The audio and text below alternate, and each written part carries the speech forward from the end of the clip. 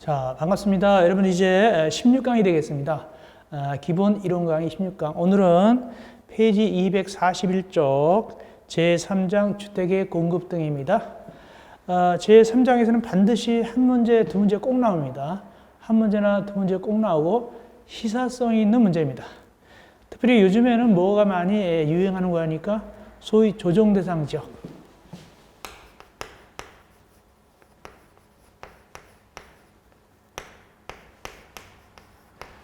조정대상 지역이 많이 나오고 있습니다. 전에는 이제 투기과열지구가 많이 나오는데 요즘 조정대상 지역 그래야죠 많이 나오고 있죠. 예를 들어서 뭐 어느 지역에서 투기가 일어나니까 다른 곳에다가 그 지역을 조정대상 지역으로 지정하니까 또 다른 데 가가지고 풍선 효과가 있어가지고 또 거기가 또 많이 더 가격이 상승하니까 또 거기도 조정대상 지역하고 잘못하면 전국을 다 조정대상 지역 하도록 될 수밖에 없는 상황이 됐습니다. 워낙 많이 주택가격이 오르니까. 자, 이런 걸 우리가 법적인 견지에서 살펴보겠습니다. 241쪽입니다. 주택의 공급. 이 부분은 이제 나중에 보면 되고, 다만 여기 이런 말이 나옵니다. 국토교통부령.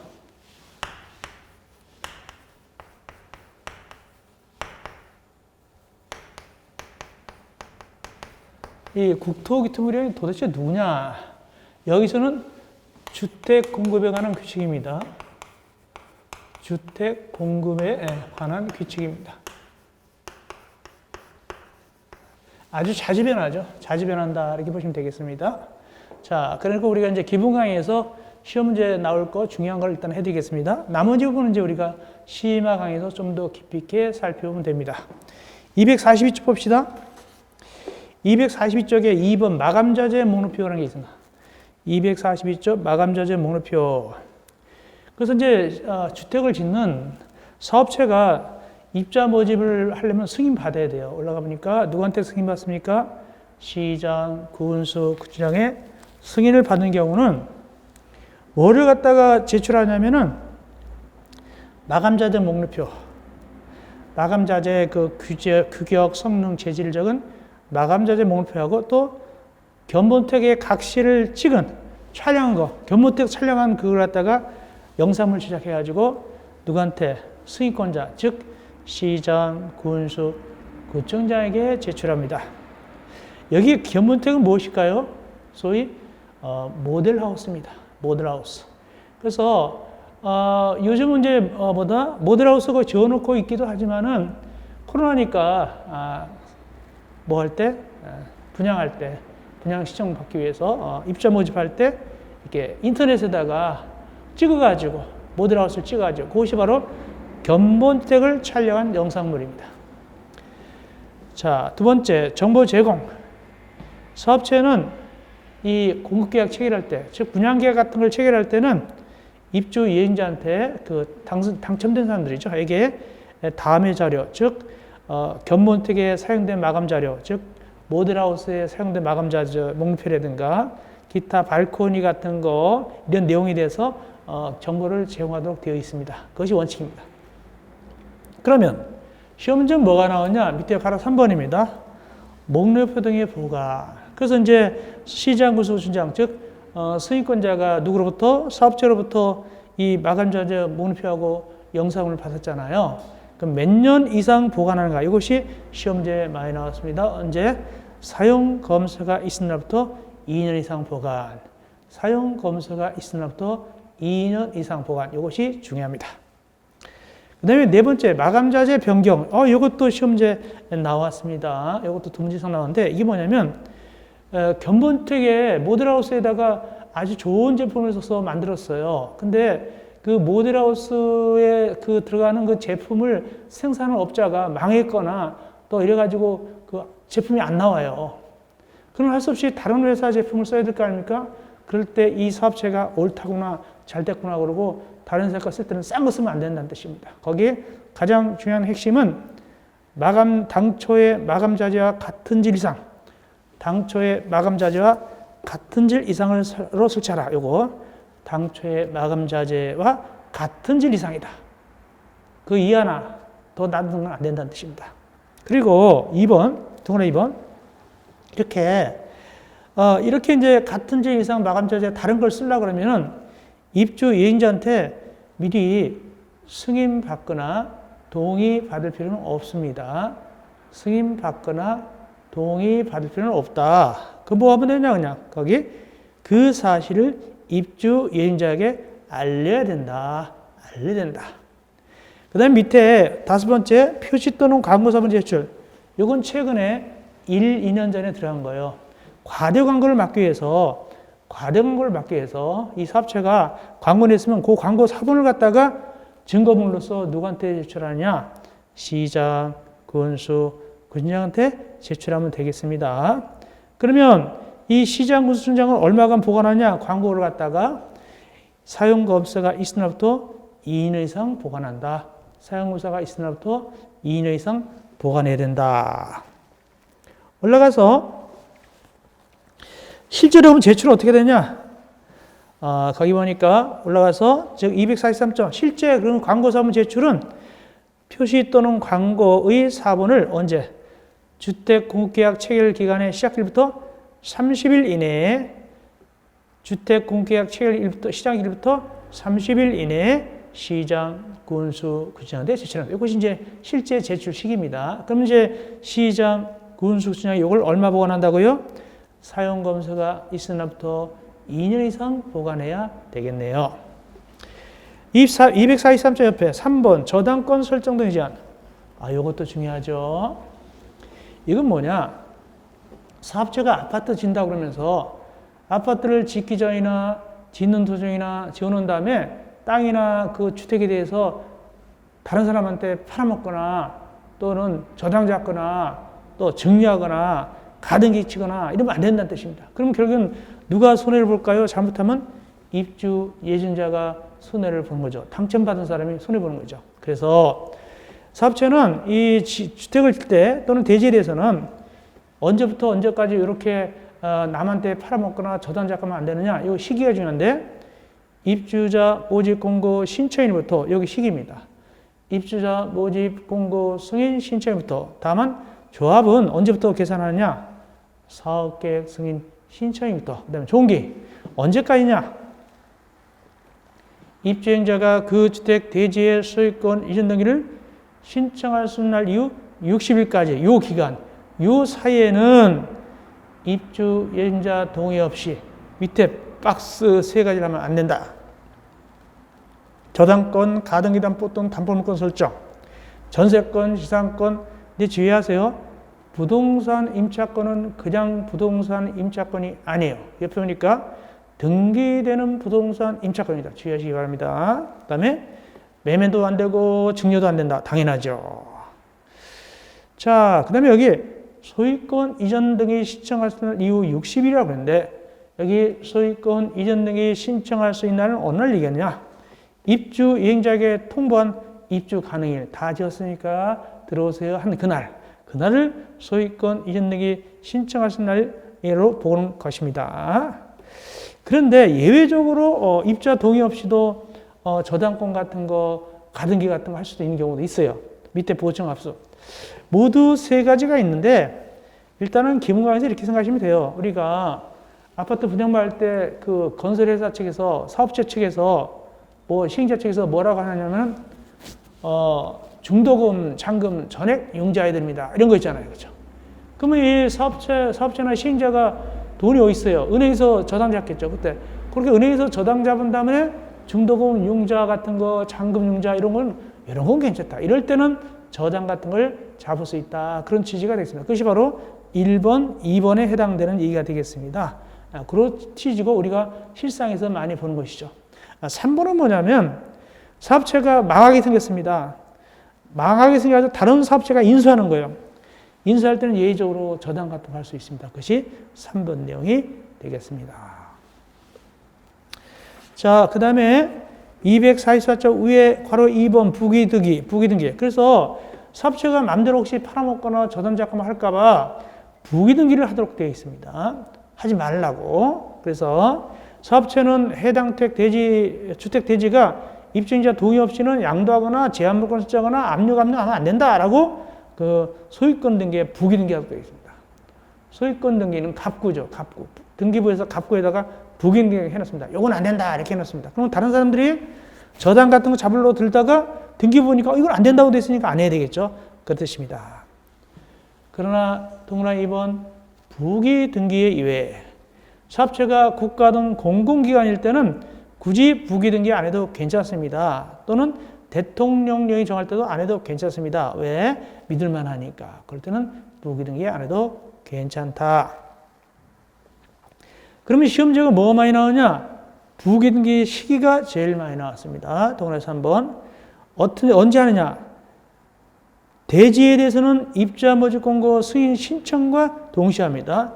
대지는 입자 모집 공고 승인 신청과 동시에 하고, 건설된 주택은 언제 하냐? 건설된 주택은 소유권 보존 등기와 동시에 합니다. 요거 꼭 외워놓으세요. 많이 나왔습니다. 그 다음에 네 번째, 부기등기 효력.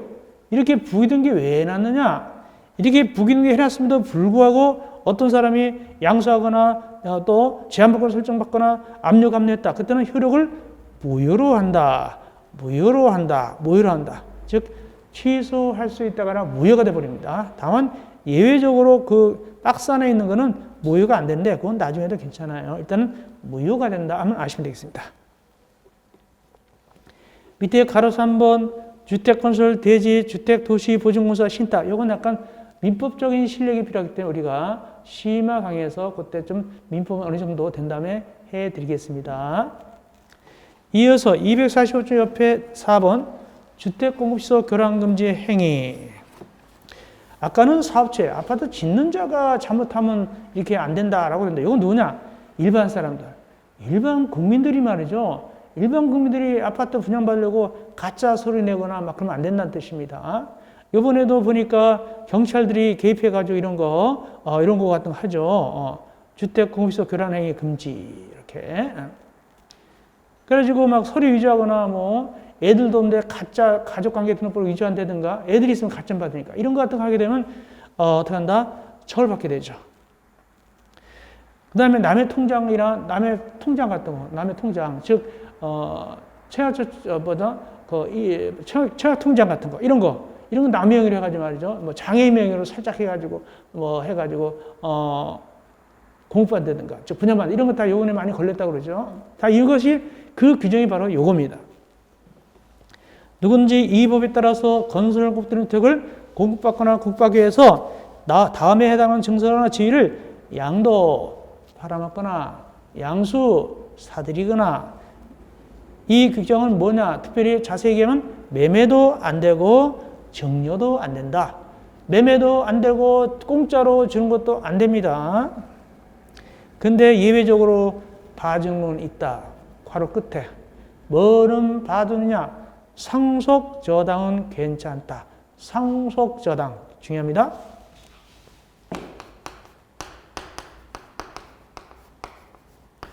상속저당은 걸리지 아니합니다. 그 다음에 또 알선, 중개하거나 또 양수, 알선을 목적으로 광고하는 거, 인터넷 같은 데다 가짜 광고 올리는 거, 광고 같은 거 올리는 거, 또 여러 가지 이렇게 유인물 같은 거 논아주는 거. 여기서는 이제는 유인물을 이번에 뭐로 개정했냐면 인쇄물이라고 했어요. 인쇄물. 각종 가늠물, 인쇄물. 전에는 유인물이었어요. 1년 전에. 근데 인쇄물, 이런 것도 또 전화를 해가지고 귀찮게 전화 오죠. 좋은 거 있습니다. 이런 식으로. 이런 거 다 걸립니다. 그리고 또 누구든지 거짓이나 그 밖의 부정 방법으로 서로 유지한다든가 이래가지고 이 법에 따라, 즉 주택법에 따라 건설 공급되는 증서나 지위나 주택을 공급받거나 공급받기 해서는 안 된다. 그럼 어떤 걸 갖다가 사고 팔거나 하면 안 되느냐? 밑에 거 1번 주택조합 설립 등에 따라 주택을 공급받은 지위, 이게 주택조합원지, 조합원, 남의 조합원 명이 있다는 겁니다. 두 번째 주택상환사채, 세 번째 입자저축증서, 청약통장, 장애인 통장 같은 거 이런 거 해가지고 장애인 명의 같은 거 해가지고 그렇게 하면 당첨 잘 되니까 이런 거 같은 거. 기타 무화건물 확인서, 건물처거 증명서, 건물처거 확인서, 또 이주 대책 대상시 확인서 이런 걸 사고 팔거나 해서 하면 당첨받으면 안 된다. 그 뜻입니다. 그럼 얼마의 그 벌칙이 되냐? 일반적으로는 3년 이하의 징역이나 3천만 원 이하.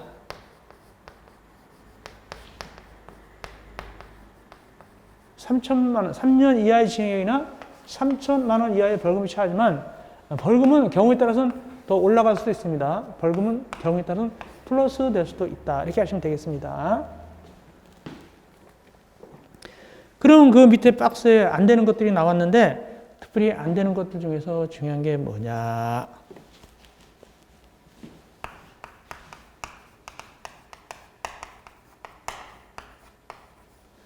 국민주택재건은 금지사항에 들어있지 않습니다. 거기 주택상환사채는 금지된다라고 동그라미 2번에 들어있죠. 그러나 국민주택채권은 금지된다는 말이 없다는 사실을 주의하시기 바랍니다. 자, 넘어갑시다. 246조 위의 위반시 효력입니다. 그래서 이제 어떤 자가 이렇게 몰래 남의 통장에다가 분양받다 걸렸어요. 걸린 겁니다. 그때는 어떻게 하냐? 올라가 봅시다. 이때 누가 나서느냐? 걸렸으면 국토교통부 장관 사업체가 밑에 해당하는 자, 즉 위반자에 대해서는 어떻게 하냐? 이거 외우세요. 주택을 공급을 신청할 수 있는 지위를 무효. 주택 공급 신청할 수 있는 지위는 무효로 하거나 이미 체결된 공급계약은 취소가 되겠습니다. 체결된 공급계약은 취소가 되겠습니다. 그래서 지위는 무효, 공급계약은 취소 이렇게 짝을 지어서 알면 되겠습니다. 다음 동그라미 2번 취득의제. 취득의제는 무엇이냐? 혹시 그 위반자가 이미 돈을 다 불입하고 거기 완전히 자기 거 소유권도 가져가 버렸다 칩시다. 예를 들어서 위반자가 중도금, 잔금 다 내고 이미 다 자기 거로 다 돈 다 지불하고 위반자가 딱 자기 것처럼 하고 있다. 이럴 때는 사업체가 다시 돈 돌려줍니다. 그 위반자, 너 위반자지? 너 돈 낸 거 있지? 하고 사업체가 돈을 돌려주는데 그냥 참고로만 아세요. 그 박스에 들어있는 돈을 돌려주고 그 다음에 거기서 감각상각비를 뺀 다음에 그 돈을 돌려줍니다. 그럼 그 돈을 주면 그 돈을 돌려준 날에 해당 택을 취득한 걸로 본다. 다시 소유권이 누구한테 넘어온다? 사업체한테 넘어온다. 그 뜻입니다. 위반자로부터 사업체로 소유권이 넘어와 버린다. 소위 민법상 법률의 규정에 의한 물권 변동과 비슷한 거예요. 법률의 규정에 의한 물권 변동. 등기를 하지 않아도 소유권 넘어온단 말이죠. 그냥 돈만 지급하면 그 위반자한테 어느 일정 액수만 지급하게 되면 사업체가 그 지급한 날에 주택을 취득한 걸로 본다. 그랬습니다. 등기를 하지 않아도. 그 다음에 세 번째 퇴거명령입니다. 그래서 이제 그 위반자한테 돈을 지급하거나 그러면 소유권 넘어오겠죠. 또는 그 매수인한테 돈을 여기 매수인은 위반자입니다. 위반자한테 돈을 주려고 했더니 매수인이 도망 다녀가지고 어디 사는지도 모르겠어요. 그럴 때는 어떻게 하면 된다? 밑에 박스 4가지. 기역, 니은, 디귿을. 이럴 때는 어떻게 하면 되냐면 돈을 줄 수가 없으니까 법원에다 공탁한단 말이죠. 법원에다 공탁한다. 공탁하면 실제로 돈을 받지 않아도 받은 걸로 보고서 소유권을 누가 갖게 됐다? 이제 사업자가 갖게 됐기 때문에 그 위반자를 쫓아낼 수 있다. 소유권에 기해서. 소유권은 물권이니까 물권적 청권에 기해서 방해, 배제 내지 소유권 반환 청권에 의해서 물권 청권, 즉 방해, 배제 내지 반환 청권에 기해서 누구를? 여기 위반자를 쫓아낼 수 있다를 뭐라 표현하냐? 퇴거를 명할 수 있다라고 얘기하죠. 그 다음에 위반 시제. 이렇게 전력 있는 친구는 몇 년 범위에서 입주 자격 제한하느냐? 10년 범위에서 국토교통부령이 정하는 바에 따라서 입주자 자격 제한한다. 즉, 분양 시행할 수가 없어요. 분양 시행할 수가 없습니다. 네. 이어서 5번 전매 제한입니다. 전매 제한. 전매 제한에 있어 가장 중요한 특징은 작년과 달라진 게 있습니다. 무엇이냐를 설명드립니다.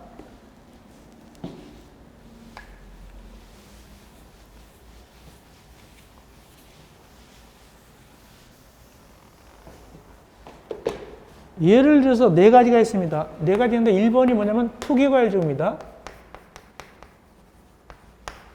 작년까지만 해도 투기과일주는 입주자로 선정되죠. 입주자로 선정된 지위, 입주권을 팔아면 걸렸었어요. 근데 지금은 무엇도 걸리냐? 주택도 걸립니다. 주택도 팔아먹어도 걸립니다. 저는 입주권만 걸리는데 주택을 팔아먹어도 걸린다. 투기가지고도. 그래서 이제는 이게 가장 중요합니다. 입주자로 선정된 지위하고 주택을 합쳐가지고 여기서 뭐라 표현하느냐? 그냥 주택 그럽니다. 주택. 그래서 거기 뭐를 꼭 줄쳐놓느냐? 247쪽 제1로 가보면은 사업체가 건설 공급하는 주택 해놓고 주택을 뭘 얘기하냐? 입주자로 선정된 지위 그 다음에 를 포함한다. 그러니까 주택 그러면 순수 주택만 얘기하는 것이 아니라 입주자로 선정된 지위, 입주권도 포함한다. 둘 다 포함하는 겁니다. 그래서 앞으로 여기서 주택 그러면 주택하고 입주권 다 얘기하는 겁니다. 꼭 그렇게 하셔야 됩니다. 어쨌든 이 소위 여기 전매 제한이 뭐냐면 무단점에 걸리는 거, 전매 금지 걸리는 겁니다. 모두 4가지가 있어요. 동그라미 1번 토기과일지구, 동그라미 2번 조정대상지역, 동그라미 3번 분양가 상한제, 동그라미 4번 공공택지, 외의택지에서 건설 공급하는 주택, 이 4가지가 있습니다. 여기 주택은 주택만 얘기하는 것이라 아니라 입주권도 얘기하는 겁니다. 그렇게 하셔야 됩니다. 4가지가 전매 제한 금지 구역인데, 금지된 곳인데, 다시 위에 본문에 보면은 뭘 아셔야 되냐? 이때 걸리는 게 뭘 걸리냐? 하다 걸리면 전매가 걸리는데, 여기 전매란 뭐냐? 매매에 걸린다, 증여 걸린다, 그 밖에도 걸리긴 걸리는데 뭐는 괜찮으냐? 상속은 괜찮다. 전매 금지에서 상속은 안 걸린다. 상속을 꼭 아셔야 되겠습니다. 상속. 그리고 전매 제한 금지 기간은 최고 몇 년인가? 최고 맥시멈 몇 년까지 걸리는가? 그 후에 10년 이내 범위에서 10년 이내 범위에서 최고가 10년이다. 다 10년 안짝으로 나가는 거예요. 그 10년 안짝 표를 갖다가 밑에 별표 3에서 247쪽 밑에서 248, 249쪽까지 표가 있어요. 그건 참고적으로 보십니다. 참고적으로 보시면 되겠습니다. 예. 그런데 다시 돌아오셔서 247쪽에 다시 박스 안에서 설명드릴 게 뭐냐면 4가지가 전매 금지되는데 특별히 동그라미 2번을 설명드리겠습니다. 동그라미 2번 설명드릴까요? 조정대상 지역. 이 조정대상 지역은 2가지가 있습니다. 우리가 신문에서 조정대상 지역 그러는데 인터넷이나 텔레비에서 조정대상 지역 그러면 원래는 2가지예요. 하나는 위축 지역이 있고 과열 지역이 있어요.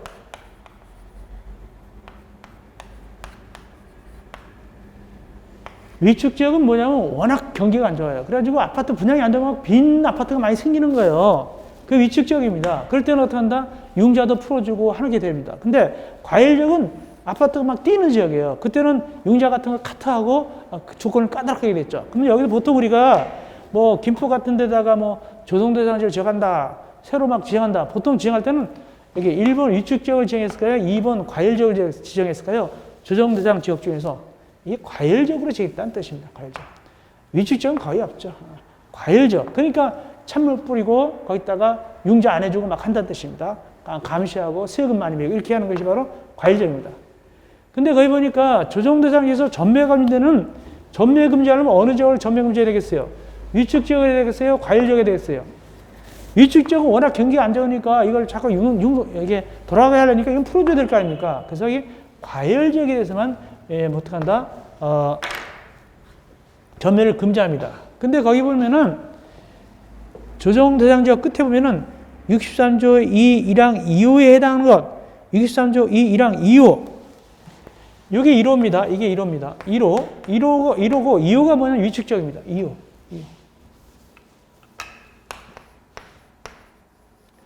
요거는 제외한다. 요거는 제외한다. 당연하죠. 위축 지역은 제외시켜야 되겠죠. 과열적 1호에 해당하는 건 해야 돼요. 그런 뜻이 되겠습니다. 그 다음에 그 표는 참고로 볼 때 보시면 되겠고요.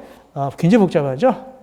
그 대신 시험지에 잘 나오는 게 뭐냐. 거기 249쪽, 249쪽이 되겠습니다.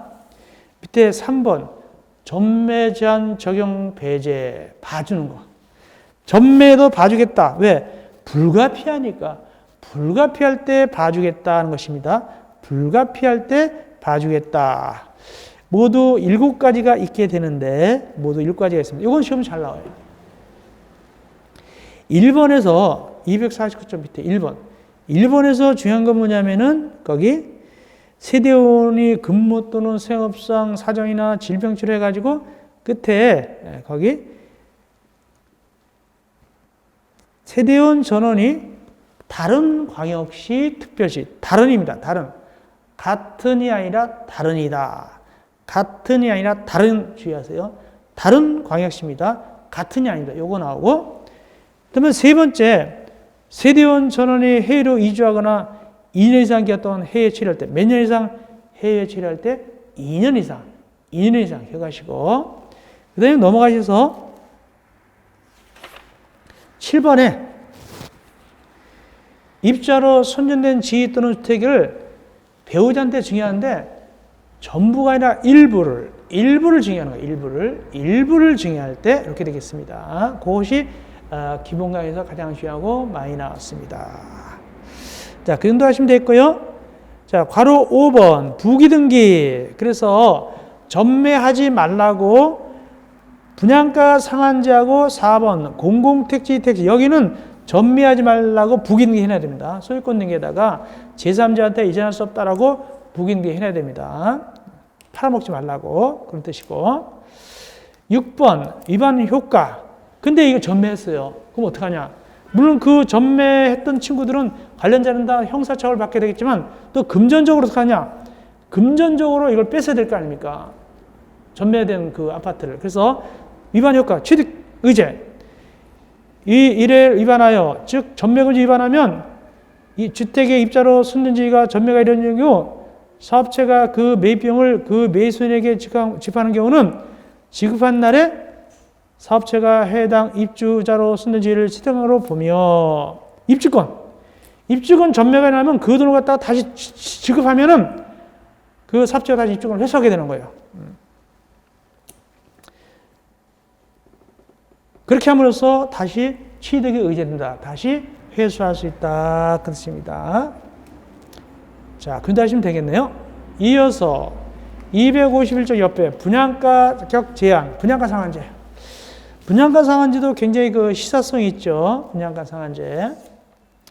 아파트 분양가를 제한하는 것이죠. 어떤 것이 분양가 상한제에 걸리느냐. 기업, 공공택지에 지은 주택. 또 하나 뭐냐. 공택지 외주택인데 국토교통부 장관이 주거정책심의위원회 심의를 거쳐 지정하는죠. 이게 분양가 상한제 적용 지역이에요. 이게 분양가 상한제 적용 지역. 그래서 동그라미 니은을 뭐라고 한다? 공공택지 외인데도 불구하고 분양가 걸린 지역을 뭐라고 한다? 국토교통부 장관이 정했는데 내부적으로 주거정책심의위원회 심의를 거쳤는데 이게 분양가 상한제 적용 지역.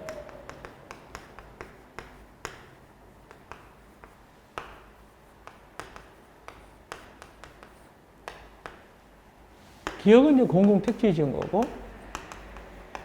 그래서 분양가 상한제 걸린 거는 공공택지 지은 건 다 걸리고 공공택지가 아니더라도 분양가 상한제 적용 지역이라고 국토교통부 장관이 정하면 거기는 분양가 상한제 걸립니다. 그런데 분양가 상한제 안 걸린 데도 있다. 밑에 가운데 동그라미 2번입니다. 얘네들은 분양가 상한제 안 걸립니다. 기업, 도시형 생활택, 니은, 경제자유교육 개발 사업에 의해서 짓는 거. 세 번째, 관광특구인데 층수가 50층 이상이나 높이가 150m 이상일 때. 네 번째, 거기 공공기관이 지을 때. 이렇게 네 가지가 있죠. 공공기관 일정한 경우. 이 네 가지가 바로 분양가 상한제 안 걸린다. 그랬습니다. 특별히 도시형 생활택 안 걸려요. 원명택 같은 거 안 걸립니다. 네, 분양가의 구성, 그건 나중에 해도 괜찮고요. 그 다음에 쭉 가시고, 우리는 뭐가 중요하냐. 253쪽에 분양가 상한제 적용적. 이거 작년에도 2020년도 나왔고 19회 때도 나왔고 그렇죠. 연달아 나왔죠. 2020년도도 나왔습니다. 요거 이번 시험에 나왔다는 얘기죠. 작년 시험에. 지금 우리 강의는 작년 시험이라고 얘기하지만 2020년도에 나왔습니다. 분양가 상한제. 계속 찍었는데 나왔어요. 19회 때 한번 나오고 이번에 또 나왔는데 이건 또 나올 수도 있죠. 이 분양가 상한제 적용적이 바로 요거죠. 분양가 상한제 적용적. 공급택지가 아닌데. 그러면 누가 분양가 상한제 적용적으로 정하느냐? 국토교통부 장관이 주택가격 상승률이 물가 상승률보다, 이거 기억하세요? 주택가격 상승률이 물가 상승률보다 현저히 높은 지역으로서, 그 다음에 이제 주택가격이 뛸 지역이죠. 그런 거 읽어보시면 되겠습니다. 그래가지고 주거정책 심의를 거쳐가지고 누가 정한다? 국토교통부 장관이 정한다. 그럼 구체적으로 어떤 수치 데이터에 따라서 정하느냐? 밑에 박스가 나오죠. 요번에 여기서 나왔습니다. 요번에 여기서 나왔습니다. 일단 투기 과일 지구 중에서 다음에 해당할 때 정하는데 1번 직전으로부터 소급해서 12개월간 아파트 분양가 상승률이 물가 상승률을 2배를 초과했다. 2번 직전으로부터 소급해서 3개월간의 주택 매매 거래량이 전년 동기 대비 20% 이상 증가되었다.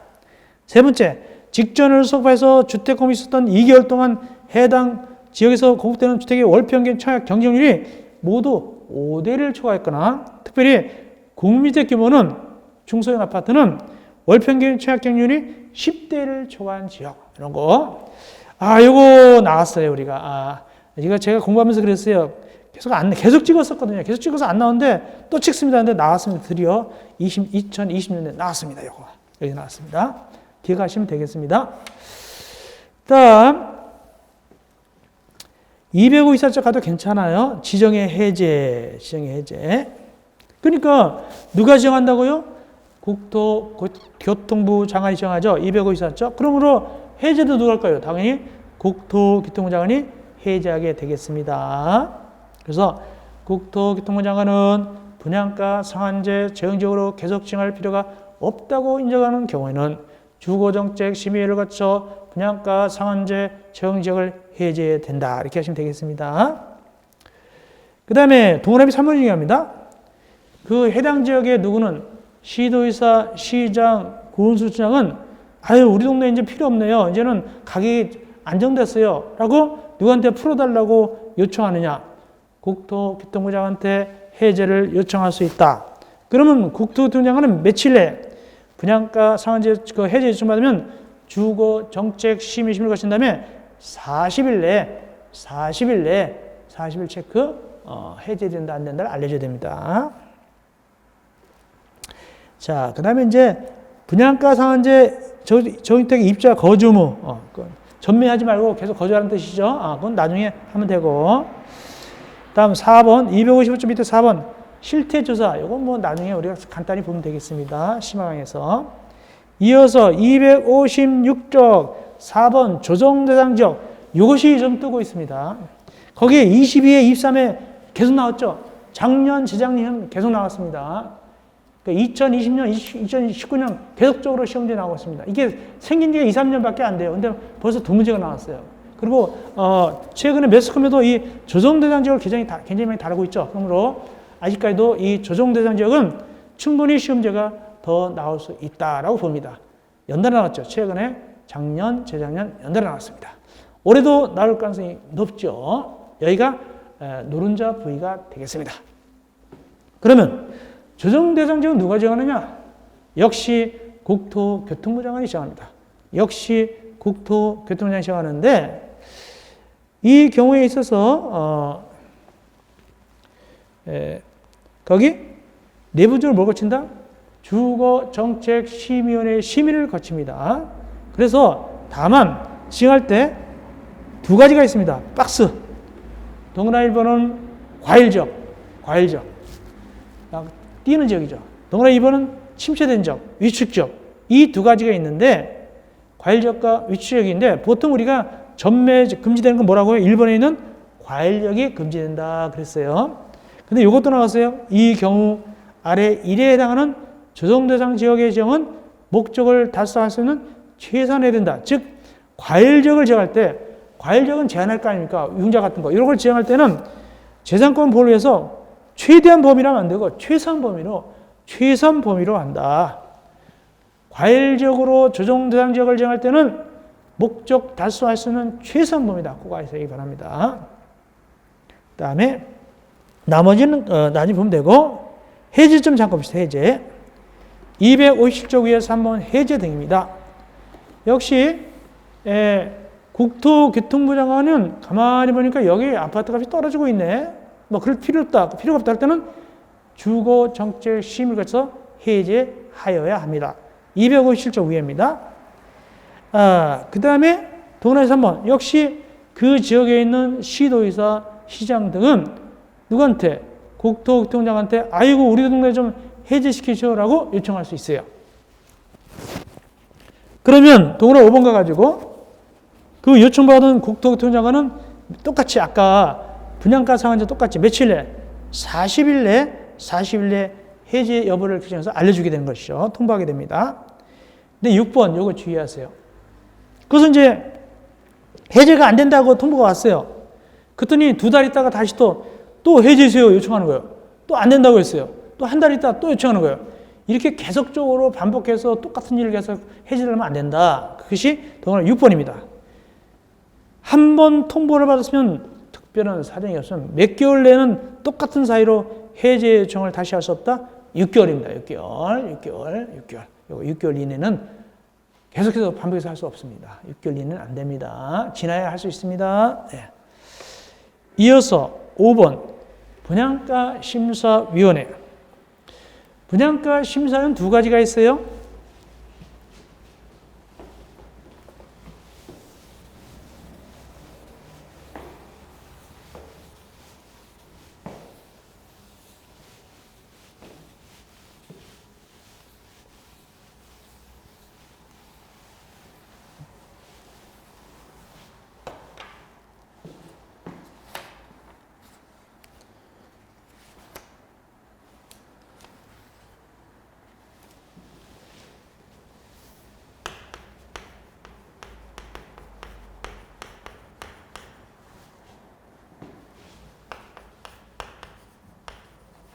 분양가 심사위원회는 두 가지가 있습니다. 시장, 군수, 구청장이 하는 거 있고, 그 다음에 밑에 공공사업체가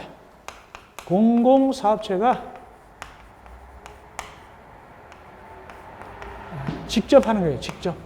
직접 설치하는 경우가 있습니다. 그래서 보통은 시장, 군수청이 설치합니다. 근데 공공사업체는 자기가 직접 설치합니다. 보겠습니다. 원칙은 1번. 시장, 군수청장이 일정 사항을 심의하기 위해서 분양가 심사를 설치 운영한다. 나오죠? 그럼 언제 설치하냐? 2번. 사업계획 승인 시점부터 20일 이내. 사업계획 승인 시점부터 20일 내에 분양가 심사를 설치 운영해야 된다. 그런데 하나 더 있다. 누구냐? 공공사업체. 즉 3번. 국가, 지방자치단체, 한국토지특공사, 지방공사는 기관장이 위원회를 설치 운영한다. 직접 기관장이 위원회를 설치 운영하지 시장, 군수청한테 넘겨주지 않습니다. 그렇게 하시면 되겠습니다. 그럼 시험지가 뭐가 나왔느냐? 위에 258조 위에 위원회 심의사항이 나왔습니다. 보니까 1번 분양가격 발코니 확장부의 선정의 적정성 여부, 그 다음에 시군구별 기본형 건축의 선정의 적정성 여부, 분양가격 공시내용의 적정성 여부, 네 번째 제2종 구미투채권의 매입 예정 사항의 선정의 적정성 여부. 주의하세요. 제2종입니다. 1종이 아닙니다. 제1종 구미투채권이 아니라 제2종이 되겠습니다.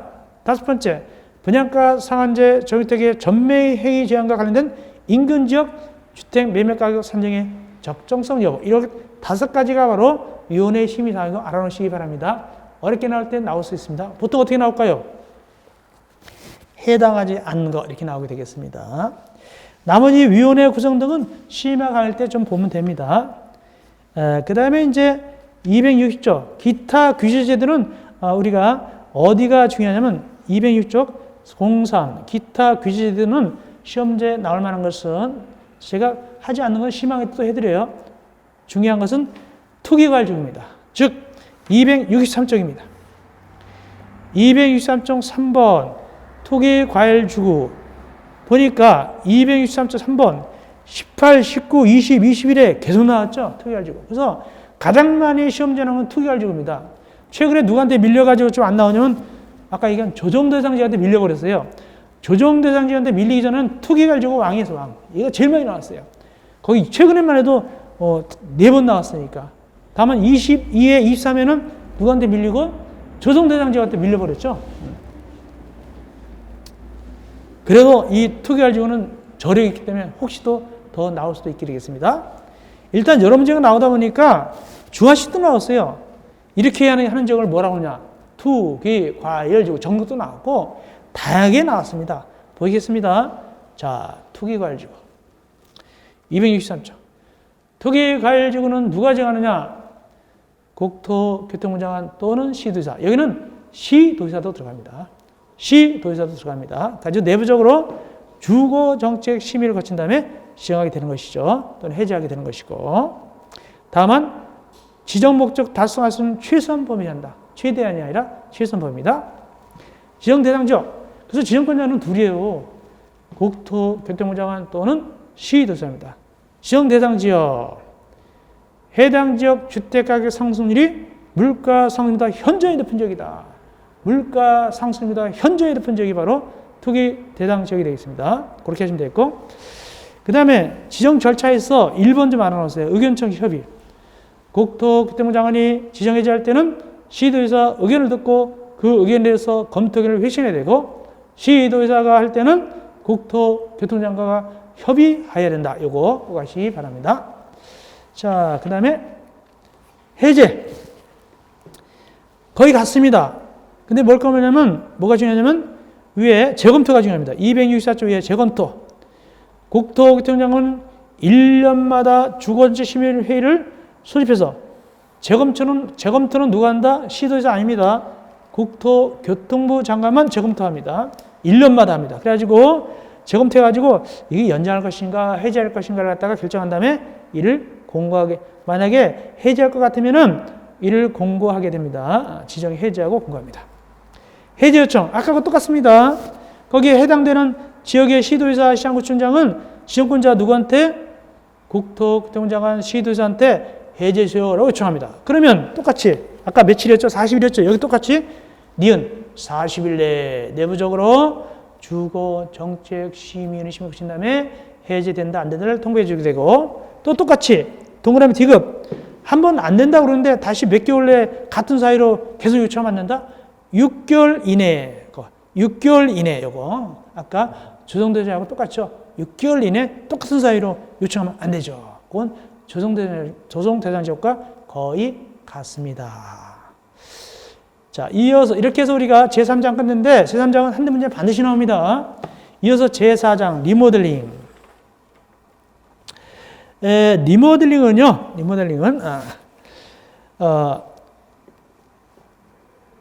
허가를 받는 경우도 있고 사업계획 승인 받는 경우도 있다 그랬어요. 원래 이렇게 됩니다.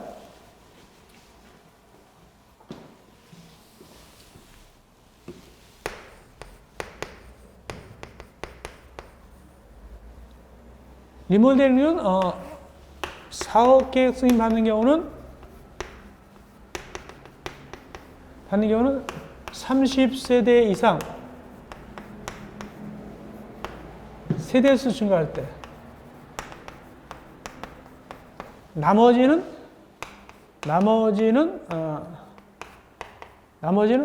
허가받는다고 했어요. 누구한테 허가받냐면 리모델 허가 누구한테 받냐면 시장, 군수, 구청장한테 허가를 받게 됩니다.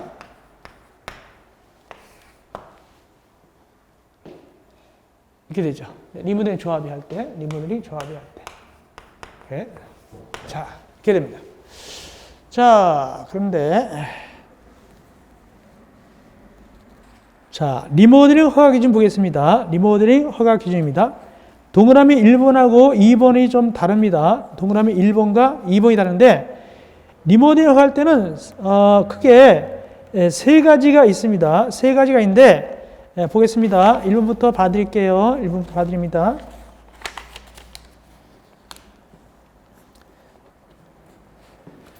즉 거기 66조 1항이죠. 66조 1항. 1번은 누가 하냐면 66조 1항입니다.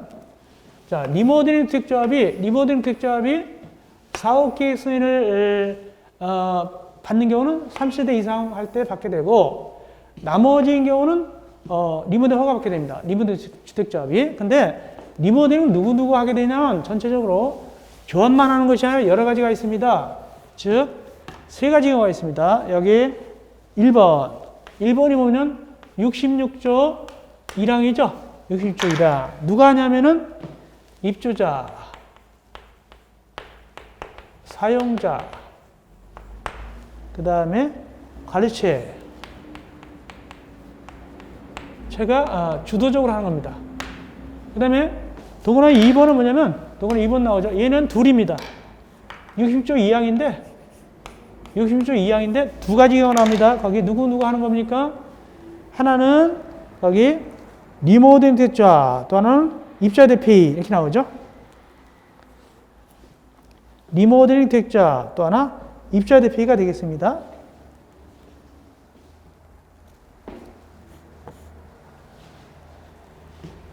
이게 리모델링 주택조합,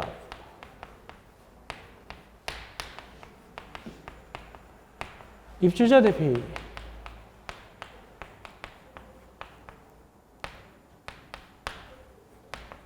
자, 이렇게 됩니다. 이렇게 세 주체가 할 수가 있는데, 근데 보면 알겠지만은 입주자, 사용자, 관리체가 할 때는 밑에 박스 봅시다. 얼마 동의였습니까? 가 해가지고 전체 동의한다. 입주자 전체 동의였습니다. 전체 동의여야 되고, 그 다음에 밑에 내려가서 나 봅시다. 나는 전체 동의 안 받습니다.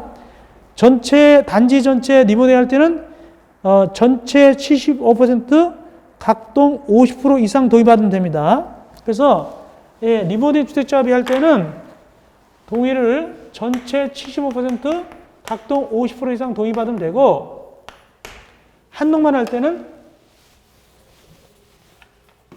이건 전체고, 한동만 할 때는 그냥 75% 이상 동의받아야 됩니다. 한동만 할 때는 한동. 그래서 단지 전체 할 때는 전체 70%, 각동 50% 이상. 한동만 할 때는 넘어오면 올라가면 알겠지만 75% 이상 동의받았습니다.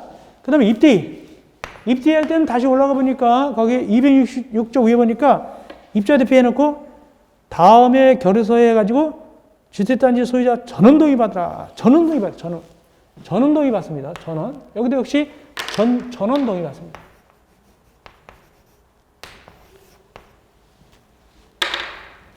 그렇다면 사실상 전원 동의받기가 어려워요. 그래서 보통 어떤 걸 많이 한다? 조합을 만들어서 많이 합니다. 조합을 만들어서. 이렇게 하시면 되겠다. 그래서 이 기본강의에서 이 정도 하시면 되겠습니다. 리모델링 하는 길은 세 가지가 있어요.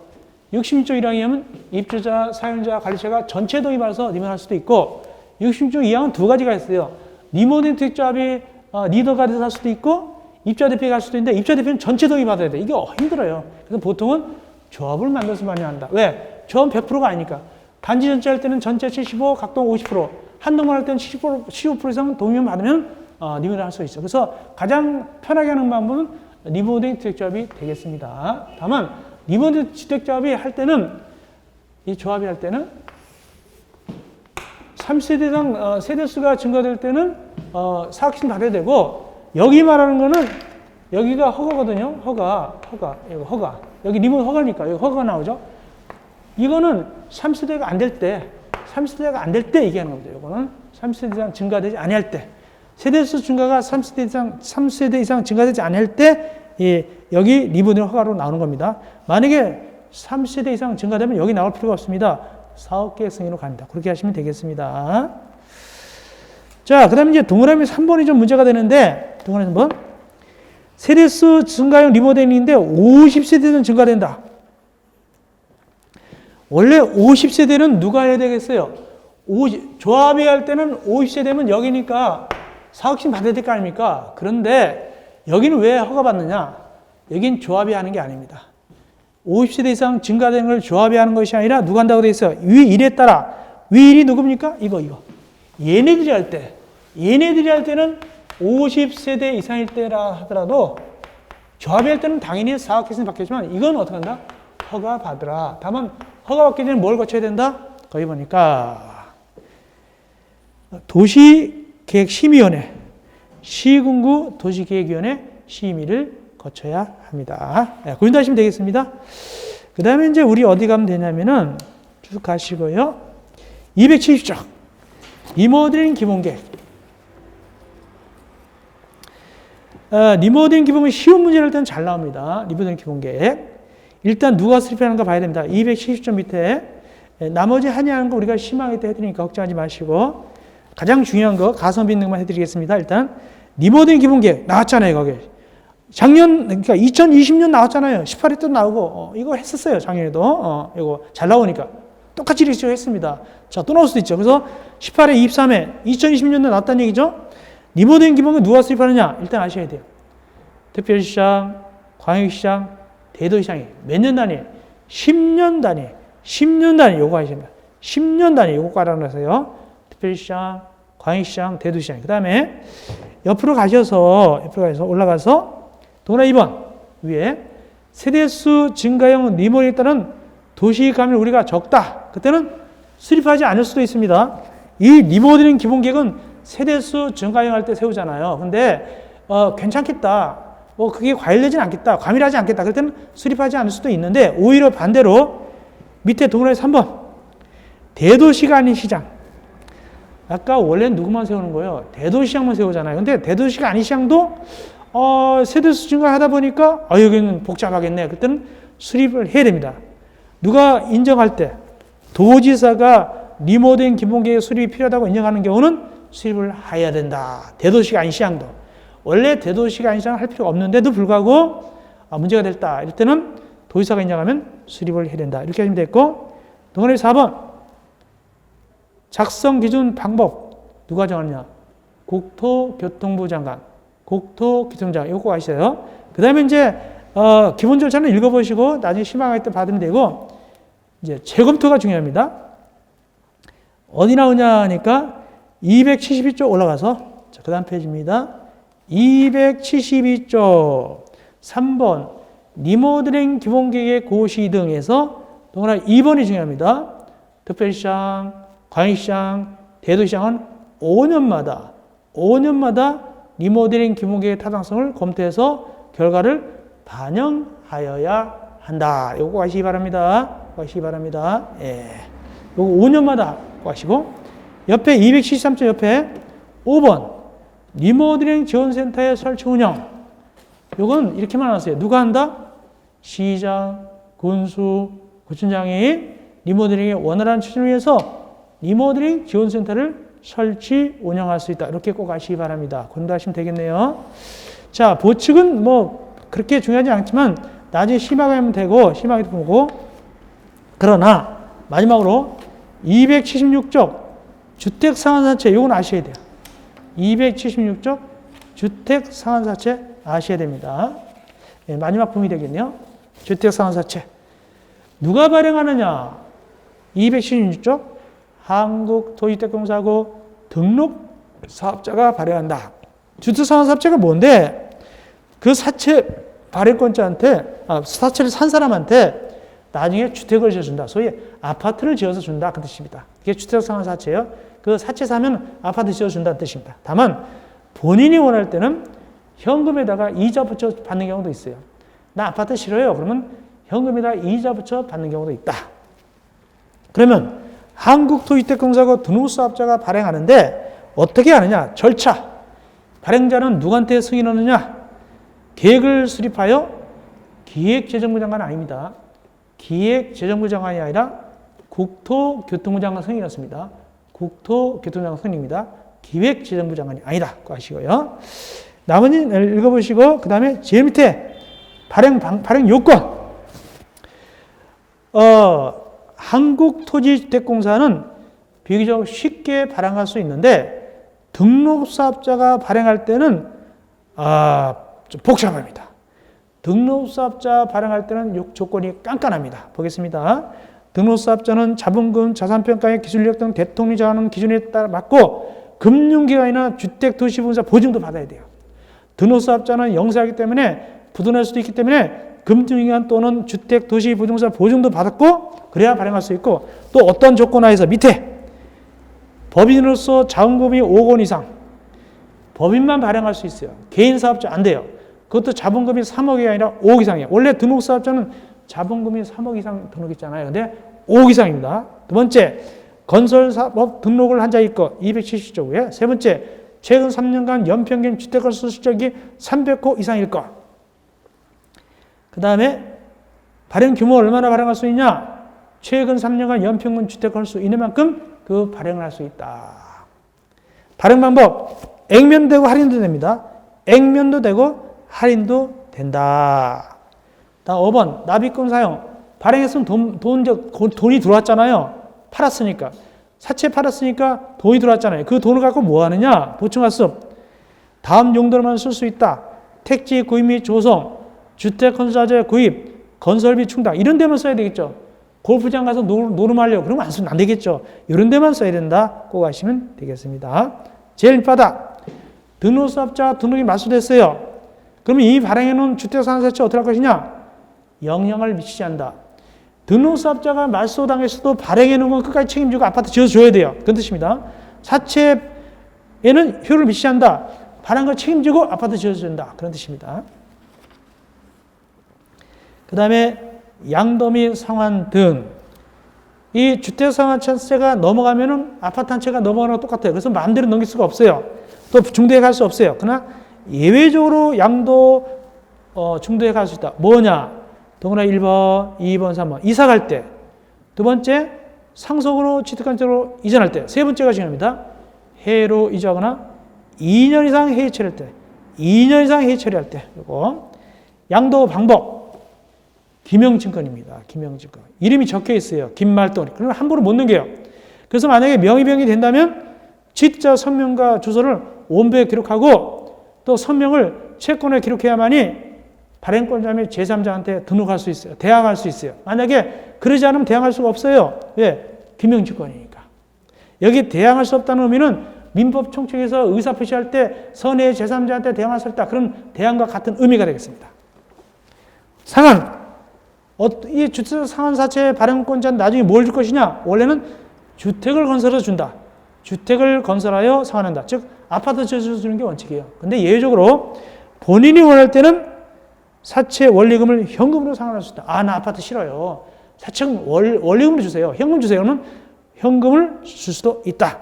그럼 언제까지 상환해야 되냐? 상환 기간 3년을 초과할 수 없다. 이 상환 기간은 주택상환사채 발행부터 주택공개약 체결일까지 한다. 3년을 초과할 수 없다. 이거 3년 기억하시면 되겠습니다. 3법 적용. 주택상환사채는 2법, 주택법 빼놓고는 3법 중 사채 발행 가능 기준을 정하게 됩니다. 사채 기준을 정해야 됩니다. 그 정도 하시면 되겠네요. 나머지는 심화가 더 조금 더 자세하면 되네요. 그 다음에 이제 국민주택사업특별회계는 딱 한 번 나왔어요. 노무현정부 초기에 한 번 딱 나왔습니다. 노무현정부. 벌써 노무현 대통령이 돌아가 있으니까 그때 초기에 한 번 나왔어요. 뭐가 나왔냐면 누가 하느냐? 지방자치단체. 국민주택사업특별회계는 지방자치단체고 구체적으로 뭘 나왔냐? 재원조성 나왔어. 재원조성. 돈을 어디서 조성할 것이냐? 거기 동그라 1번부터 동그라 8번까지 여기서 나왔어요. 어떻게 나왔을까요? 해당되는 거 나왔을까요? 해당 안 되는 거예요. 해당 안 되는 거 나왔다. 다음 국민주택사업특별회계에 해당 안 되는 게 뭐냐를 물어봤어요. 그때 노무현 정부에서 처음 만든 게 뭐냐면 요즘 유행하는 종합부동산세를 만들었어요.